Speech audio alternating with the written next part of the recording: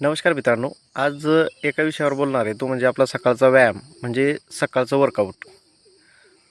आता अगोदर जर बघितलं, काही वर्षापूर्वी जर विचार केला तर फक्त शहरी भागातले लोक दररोज सकाळी उठून फिरायला जायचे किंवा व्यायामाला जायचे.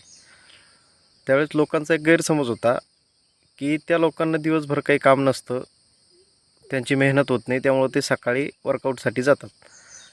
आणि गावाकडच्या लोकांचा असा गैरसमज होता की आम्ही दिवसभर शेतात राबतो, त्यामुळे आम्हाला सकाळच्या वर्कआउटची गरज पडत नाही. बरोबर आहे. परंतु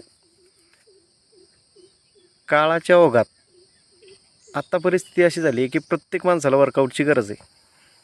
तुम्ही म्हणसाल कशी? तो शेतकरी असो किंवा एखादा नोकरीवर असलेला व्यक्ती असो, त्याला गरज पडणारच आहे. त्यामागचं कारण आहे, दिवसेंदिवस वेगवेगळे आजार वाढत चाललेत आणि तुमचं जे खानपान आहे, जे आपण खातो, ते पौष्टिक राहिलेलं नाही आहे.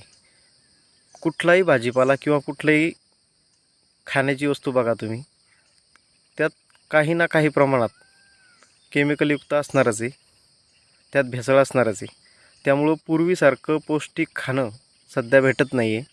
त्यामुळं प्रत्येक व्यक्तीला वर्कआउटची गरज आहे, मग तो कुणीही असो.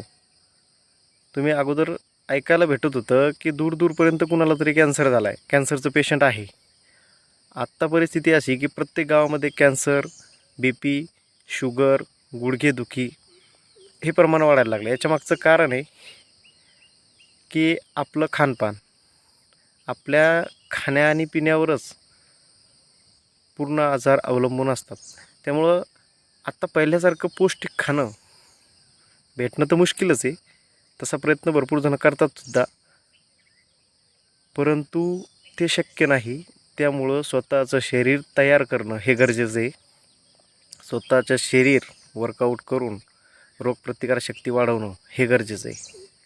त्यामुळे मित्रांनो, दररोज हे वर्कआउट करणं गरजेचं आहे. वर्कआउट करत चला आणि निरोगी आयुष्य जगा. जे व्हायचं आहे ते होणारच आहे.